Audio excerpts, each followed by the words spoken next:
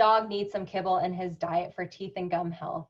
Something hard. The same vet is telling me he's at risk of breaking a tooth if he chews on bones to help with gum health. Other vets have confirmed his teeth and gums are fine.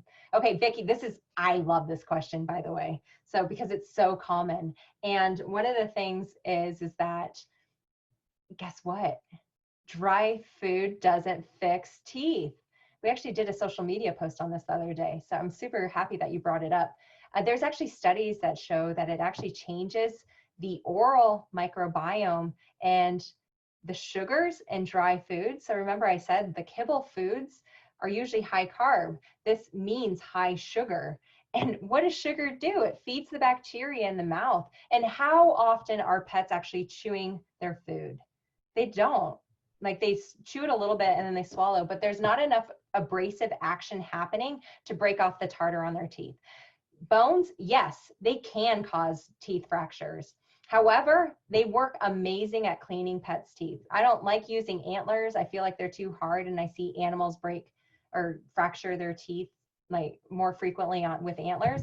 However, getting knuckle bones or bones that are appropriately sized for your dog's size, like if you have a little tiny dog, usually starting with maybe smaller like chicken wings or things like that. Now, if you need help with this, definitely book a consult because each pet will be individualized. However, big dogs like Finn, German Shepherd, he would get knuckle bones and the tartar would be gone after he would chew on it.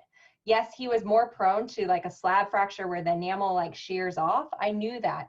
However, I'd rather not put him under anesthesia if I didn't have to by giving him an appropriate mechanism to remove some of the tartar. So yeah, I hesitate on that one. And also canned food doesn't increase the risk of dental disease in cats either. I don't know if anyone's asking that, but you'll hear that commonly at the vet clinic. And the reason why is the higher protein, less carbs, typically. Now we can have high carbs if there's a lot of pea proteins in there, but less sugar, more biologically appropriate food.